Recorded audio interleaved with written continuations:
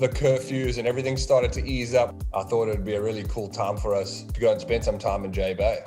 Not only for me to be able to surf, but for Lyndall to be able to have that relaxed mindset while she's pregnant during such a crazy time. We ended up getting a few really, really good swells.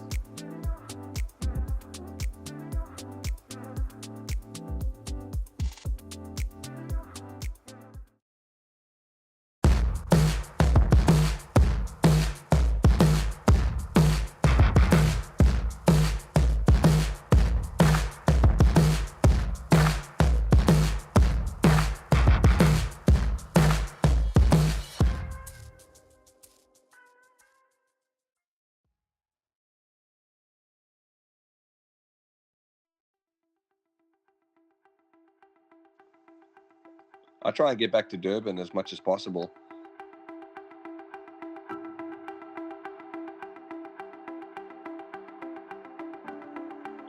I think the place you grow up and the style of waves that you grow up surfing definitely molds you into the type of surfer that you become.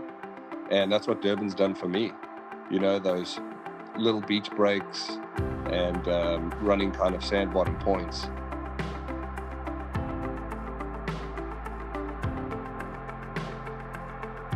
I think the surf city scene in Durban, the beach scene, is really different than most places. Obviously, you've got the massive city, which is right on the sand pretty much. And yeah, you just kind of get all walks of life, a lot of different experiences. And I think you can grow up pretty fast, you know.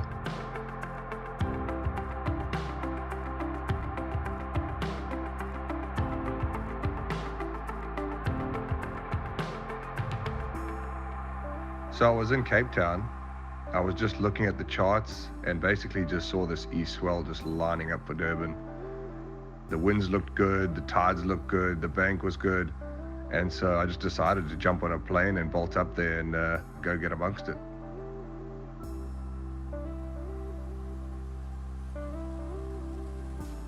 The winds were a little funky in the morning. And I remember just kind of standing on this porch, checking it, trying to decide, was I going to go to New Pier? Was I going to go to North Beach? As the morning went on, the conditions just started to get cleaner and cleaner and cleaner. And yeah, it just was perfect, 4 to 6 feet.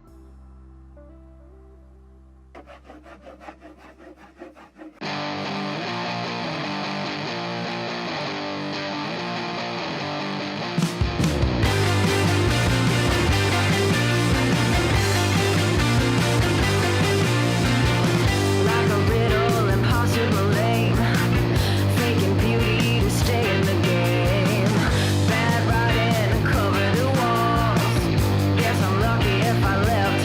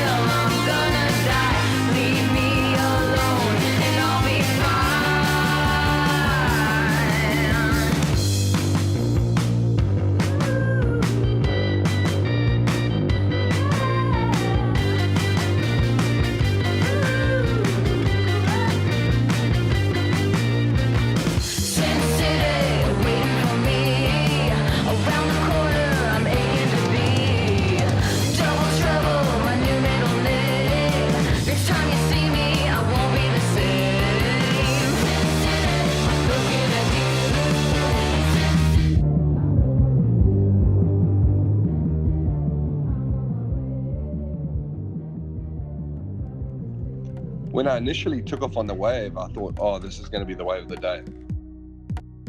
And I asked a friend if he was going to go. And in the very last minute, it was his turn. And he said, no. So I spun and went. And pulled into the barrel. And the next thing, saw the doggy door, saw a little light. Tried to squeak out. And as I tried to squeak out, the whole lip just landed right on the side of me. And I just hit the deck. It was kind of like this loud crack. In my mind, immediately, I just was like, no, I'm fine. Just kind of paddle it off, you'll be fine. Try to stand up on the next 2-3 waves and just knew at that moment that something had happened. So I went to the beach, kind of hobbled up the sand, told my filmer, hey, look, I think this thing's done. I think I really realized it was serious when I woke up the next morning and could barely walk.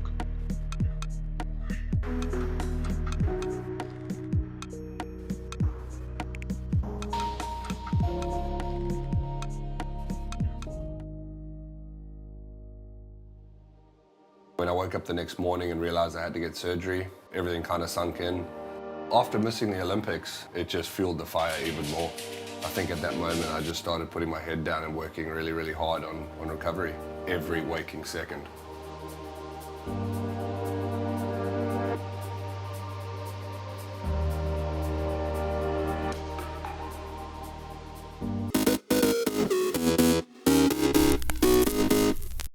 Welcome to the Eternal City and the fourth round of the ABB FIA Formula E World Championship, the Rome E-Prix.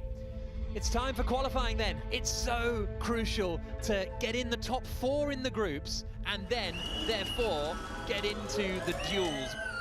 Staying on the line, that should be a penalty, man. Absolute stone cold penalty. Sam Bird will not be advancing through to the duels and doesn't even get a lap in. Got caught in a load of traffic today in quali. Very disappointing that it's happening in this World Championship, but look, it is what it is. We got a great race car. Let's go out there, let's show what we can do. Both Jaguars are eliminated. Just been kicked out, P5. Yeah. Unfortunately, we're going to be starting around P9, P10, but things look good. Looks like we made a good step since Mexico, so let's see what we've got in the race, and hopefully we can move forward. The 5 lights will come on. When they go out, 45 minutes plus 1 lap of racing will be underway. The fourth round of the ABB FIA Formula E World Championship, and we go green in Rome.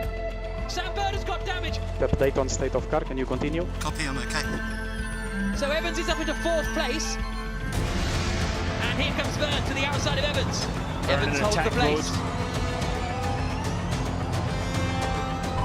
Clean attack. Yes, man. Good job. And Evans goes ahead of De Vries. And Evans is in attack mode. And Evans is going to try and get ahead of Van Dorn here. Evans might go for 2. No. He's up into 2nd place though. He started, Mitch Evans, ninth on the grid, and here he is fighting for the win. Brights covers the inside, but Evans is through. Mitch Evans takes the lead of the Rome E-Prix for Jaguar. Mitch Evans has only picked up 1 point so far this season, a torrid start to the year, but at the venue he took his first and Jaguar's first Formula E victory. The checker flag falls. Evans wins again in Rome. 5th for Sam Bird.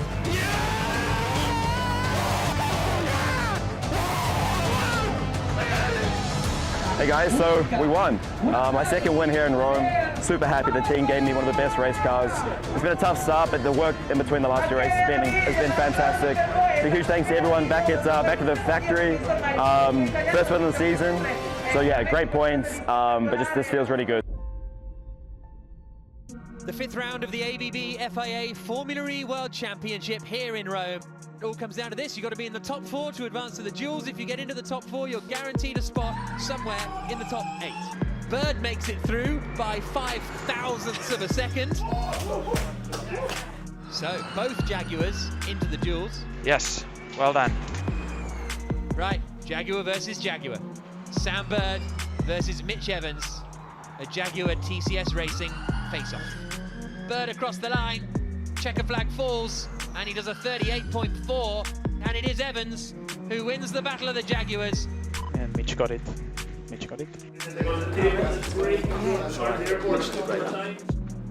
Jake Dennis for Avalanche Andretti up against Mitch Evans for Jaguar TCS Racing.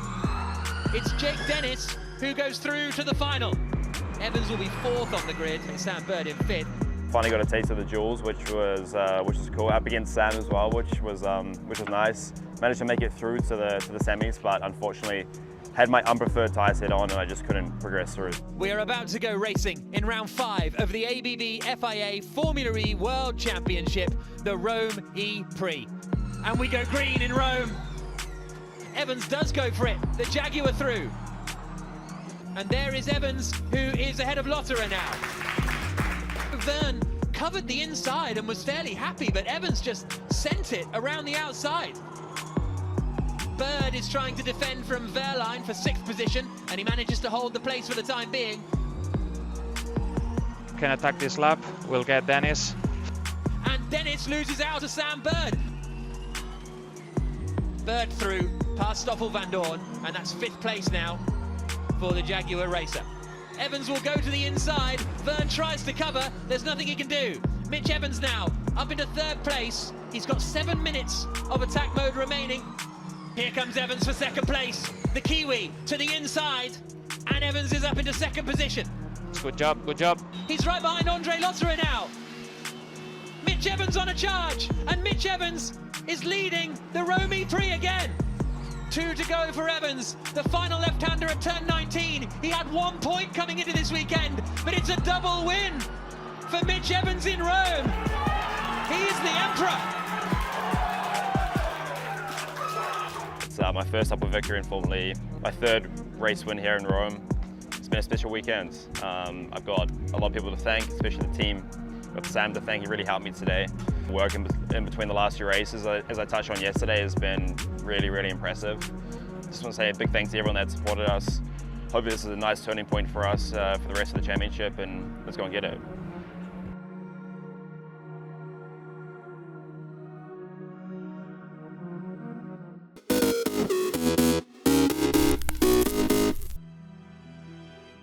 The Smithsonian's National Air and Space Museum awarded its Michael Collins trophies for lifetime and current achievements with a ceremony at the museum's Stephen F. Udvar-Hazy Center in Chantilly, Virginia. NASA's Mars Ingenuity helicopter team was recognized for current achievements in aerospace and technology.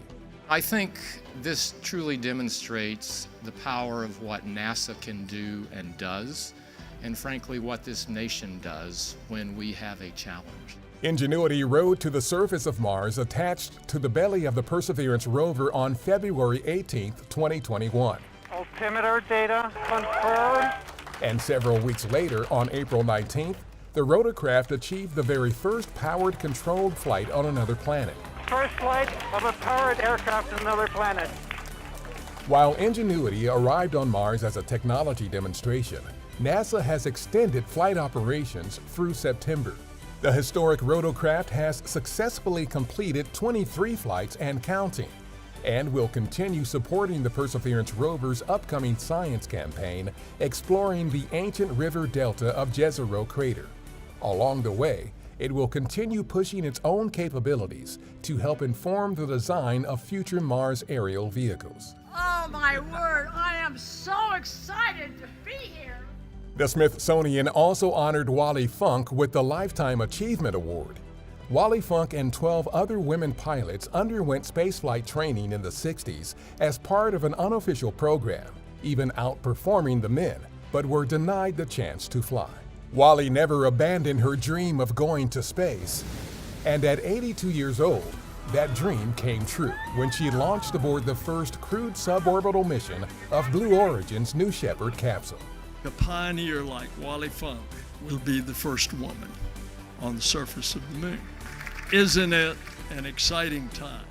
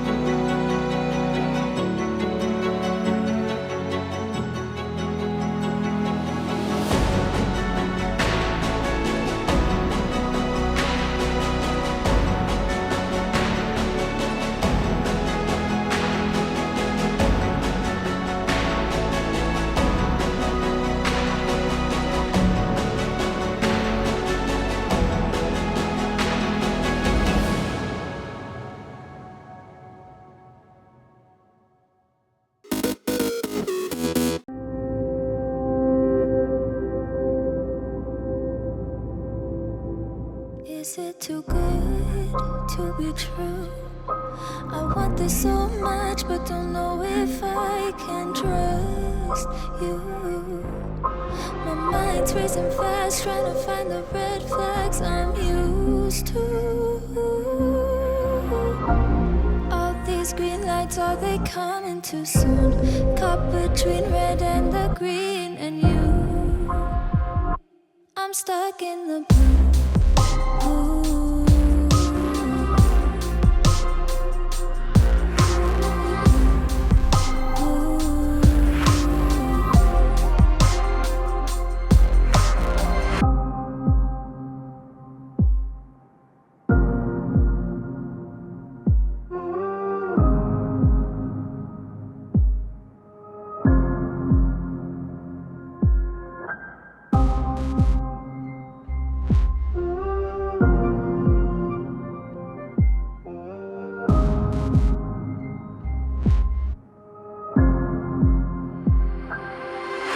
Is it too good to be true? I want this so much, but don't know if I can trust you. My mind's racing fast, trying to find the red flags I'm used to. All these green lights, are they coming too soon? Caught between red and the green, and you, I'm stuck in the blue.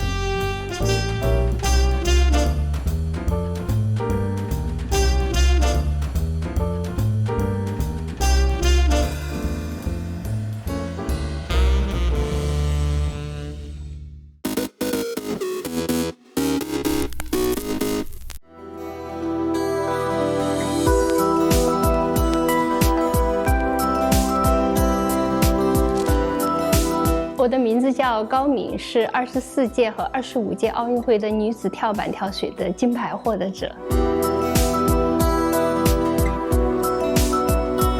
从小是个跳水运动员，就在用我的身体在完成着行为艺术。那也可以说，我相信我能用艺术的手段来表达我的一种心情，那是因为奥林匹克的核心价值观是卓越、尊重、友谊。其实它是一个人生哲理，它很好的将人的身体、心理甚至精神很均衡的融合在一起了。我也相信这个奥林匹克的这个理念其实是也在影响着我们人类的发展。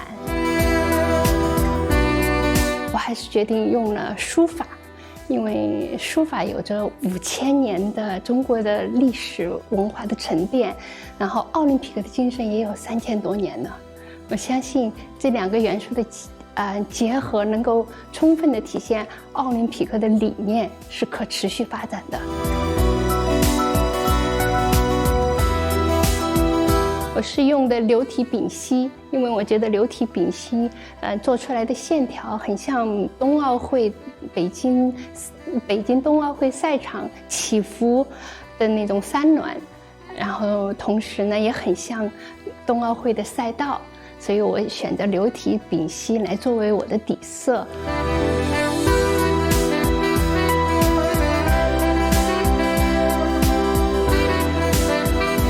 希望中国5000年的文化能够和现代的文化结合，来表达奥运会的理念可持续的发展。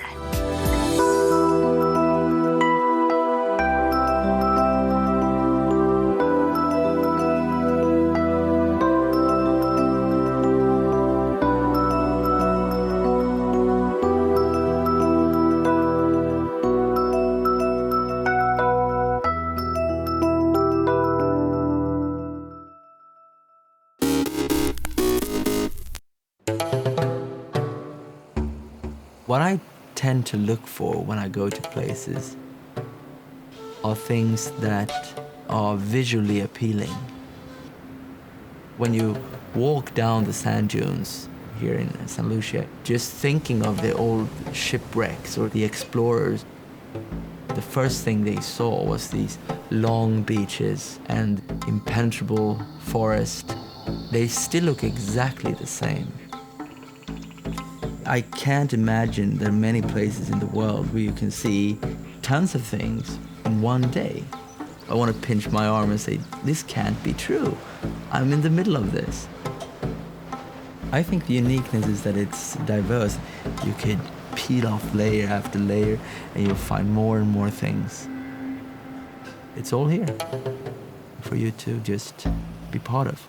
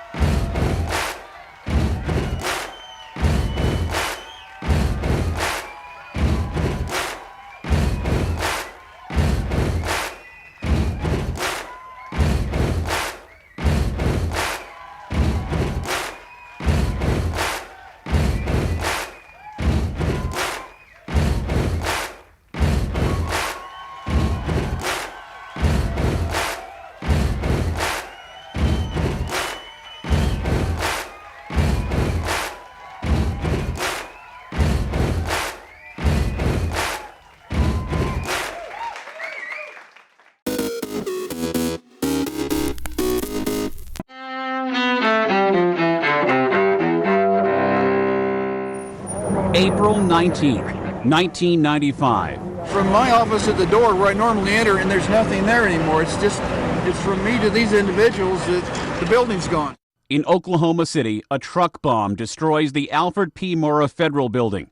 The blast kills 168 people and wounds hundreds more. Timothy McVeigh is later convicted and executed for the bombing. 1775. The American Revolution begins as colonial militias in Massachusetts fight British troops at the battles of Lexington and Concord. 2005. Cardinal Joseph Ratzinger of Germany is elected Pope, taking the name of Benedict XVI. He becomes head of the Roman Catholic Church just weeks after the death of Pope John Paul II. 1993. A fiery end to the 51-day siege at the Branch Davidian compound near Waco, Texas. Flames consume the structure after federal agents begin smashing their way inside. Religious leader David Koresh and dozens of his followers die in the fire. 1956. Oscar-winning actress Grace Kelly marries Prince Rainier of Monaco and becomes Princess Grace. And 2001. In New York, the Mel Brooks musical The Producers, starring Nathan Lane and Matthew Broderick, opens on Broadway. Today in history, April 19th. Ed Donahue, The Associated Press.